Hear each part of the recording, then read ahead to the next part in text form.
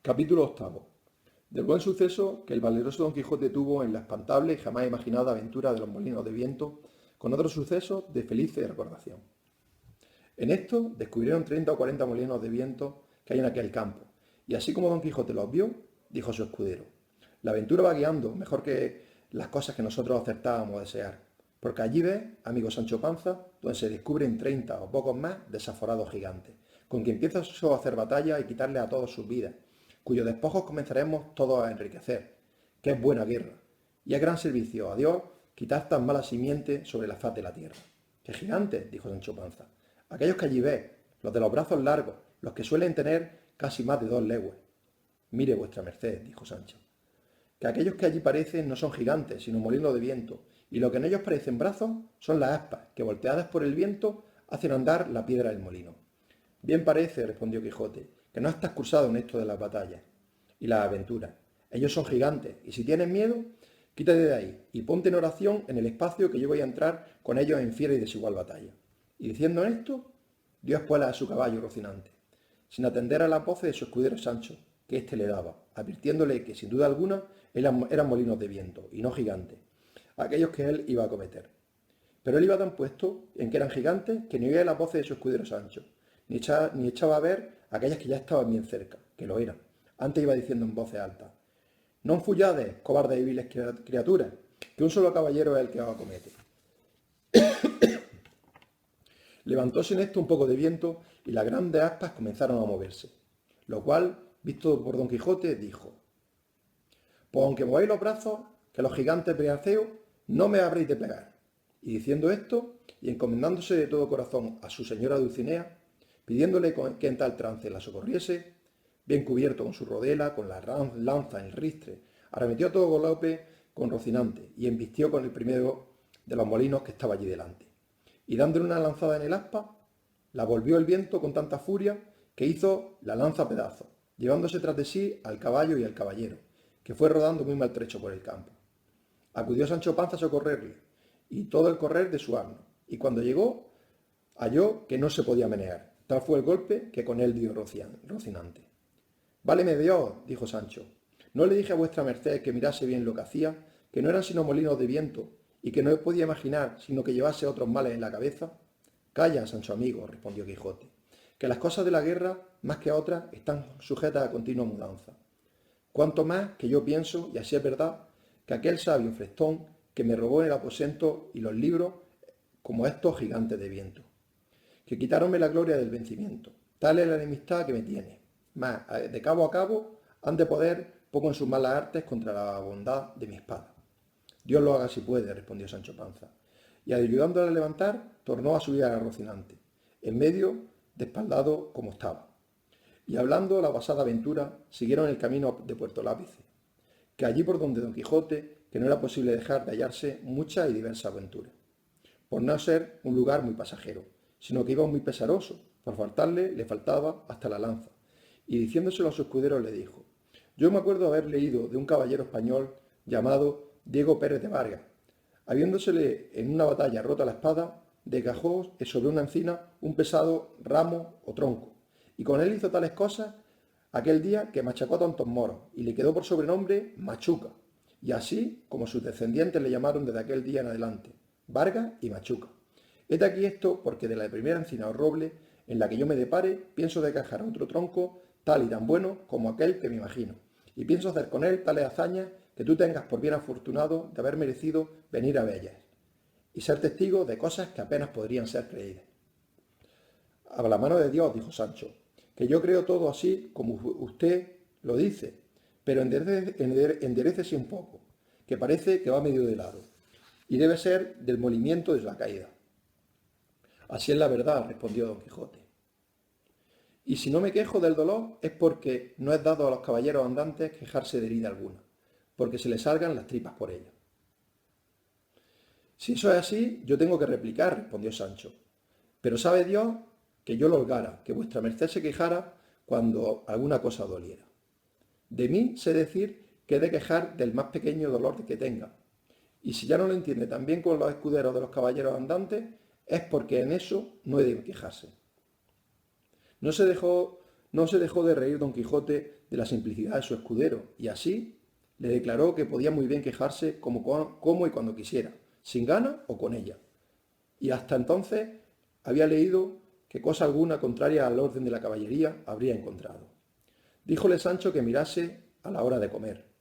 Respondióle su amo que por entonces no le hacía menester, que comiese él cuando le antojase, y así lo hizo Sancho. Con esta licencia se acomodó Sancho a lo mejor que pudo sobre su jumento, y sacando de la alforja lo que en ella había puesto, iba caminando y comiendo detrás de su amo muy corto de espacio, y de cuando en cuando empinaba la bota, con tanto gusto que le pudiera envidiar el más regalado bodeguero de Málaga. Y en tanto que él iba en aquella manera menudeando tragos, no se acordaba de ninguna promesa que su amo le hubiese hecho, ni tenía por ningún trabajo, sino por mucho descanso andar buscando aventuras, por peligrosas que éstas fueren.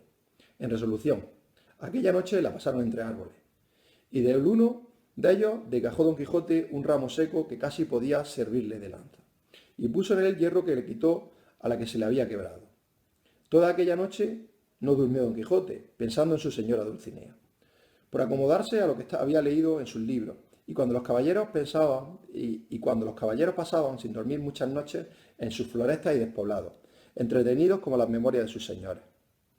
No la pasó así Sancho Panza, que, como tenía el estómago lleno, no de agua de chicoria, sino de sueño de toda la vida lleno, y no fueran para su despertarle, si su amo no lo llamara, los rayos del sol que le daban en el rostro, ni el canto de las aves, que muchas y muy regocijadamente la venida del nuevo día saludaban.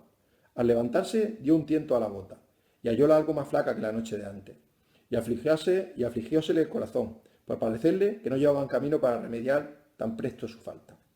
No quiso desayunarse don Quijote, porque, como está dicho, dio en sustentarse de sabrosas memorias. Tornaron a su camino de Puerto Lápice, y a obra de los 3 días le descubrieron.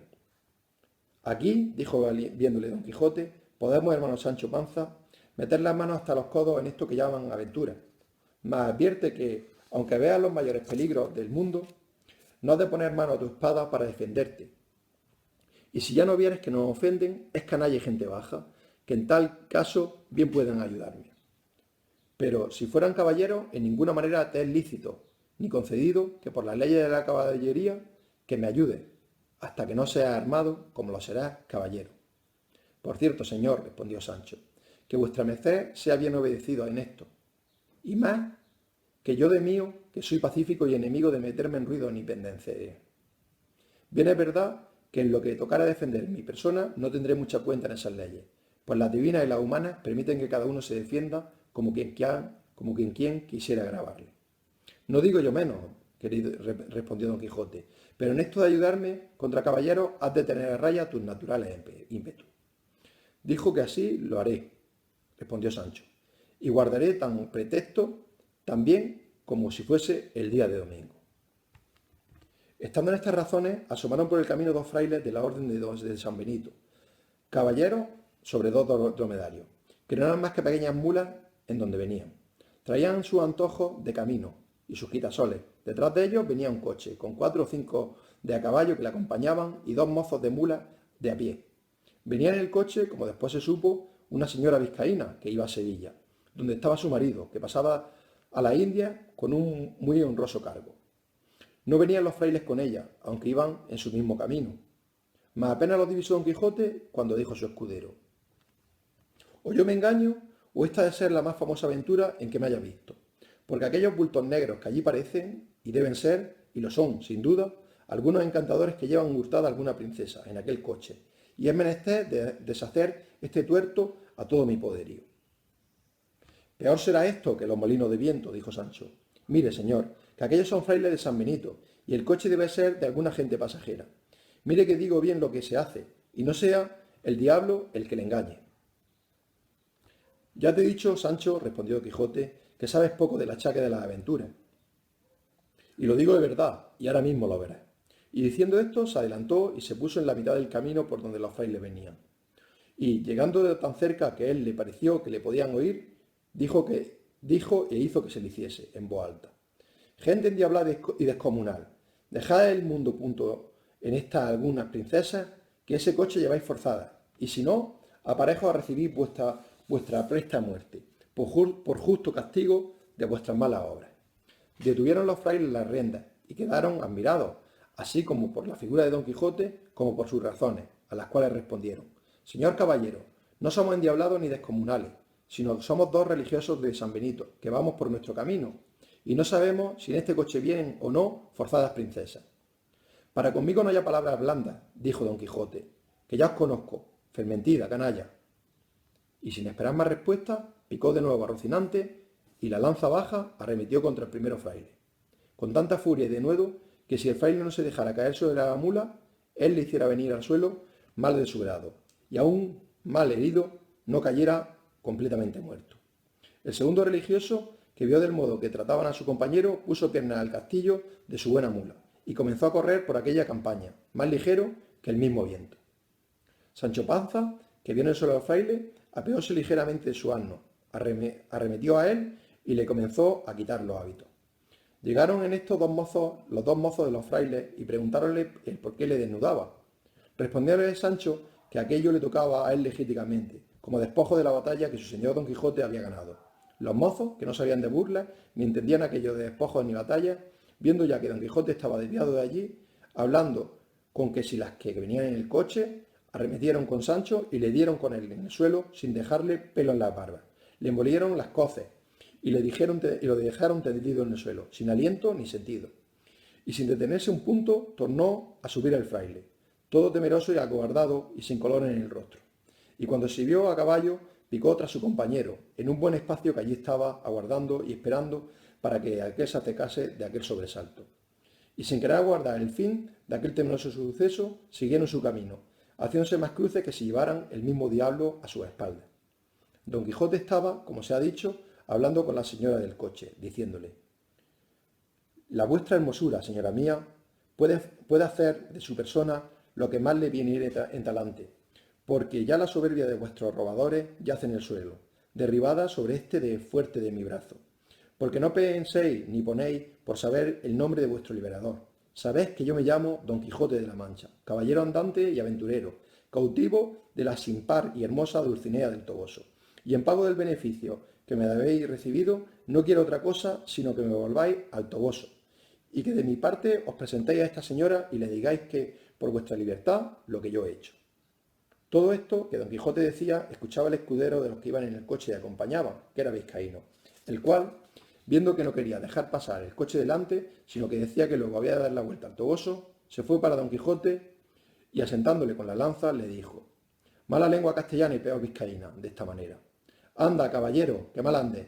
Por el Dios que me crióme, que si no me dejas pasar en coche, así te matas como que yo soy aquí el vizcaíno.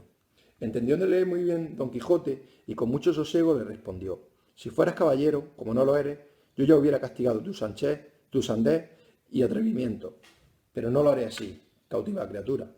A lo cual replicó el vizcaíno: Yo no soy caballero, juro a Dios tan mientes como cristiano. Si lanzas arrojas y a tu espada sacas el agua, cuán presto verás el gato que lleves. Vizcaíno por tierra, hidalgo por mar, hidalgo por diablo y mientes a la hora de que dices tal cosa. Ahora lo veredes, dijo Agrede, respondió Don Quijote, y arrojando la lanza en el suelo, sacó la espada y embrazó su rodela, y arremetió al vizcaíno, con tal determinación de quitarle la vida, que el vizcaíno, que así lo vio venir, aunque quisiera apearse de la mula, por ser estas de tan mala alquiler, no se podía fiar de ella. No pudo hacer otra cosa sino que sacar su espada. Y avínole bien, que se halló junto al coche, donde pudo tomar una almohada que le sirvió de escudo. Y luego se fueron el uno a por el otro, y así los dos fueron tan mortales enemigos.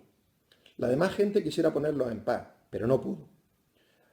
Porque decía el vizcaíno que en sus mal trabadas razones, que si no le dejaban acabar la batalla, él mismo había de matar a su ama y a toda la gente que lo estorbase. La señora del coche, admirada y temerosa de lo que veía, hizo al cochero que se desviase de allí un poco, y desde lejos se puso a mirar la rigurosa contienda, que en el discurso de la cual dio el vizcaíno una gran cuchillada a Don Quijote encima del hombro, por encima de la rodela, que a dársela sin defensa le abría hasta la cintura. Don Quijote, que sintió la pesadumbre de aquel desaforado golpe, dio una voz, diciendo: Oh, señora de mi alma, Dulcinea, flor de mi hermosura, socorred a este caballero, que por satisfacer vuestra bondad en este riguroso trance se halla.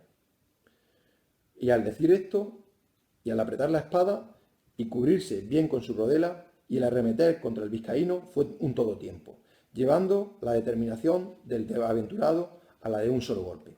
El vizcaíno, que así lo vio venir, bien entendió que con denuedo su coraje, y determinó hacer lo mismo que estaba haciendo Don Quijote, y así la guardó bien cubierto con su almohada, sin poder rodear la mula ni a una ni a otra parte, que ya era de puro cansada y no hecha a semejantes niñerías como podía dar un paso. Venía, pues, como se ha dicho, Don Quijote contra el cautivo vizcaíno, con la espada en alto, y con determinación de abrirle por medio.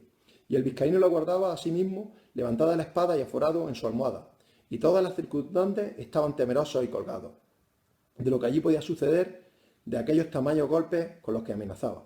La señora del coche y los demás criadas suyas estaban haciendo mil votos y ofreciéndose a todas las imágenes y casas de devoción de España, porque Dios librase a sus escuderos de aquel tan grande peligro en el que se hallaban.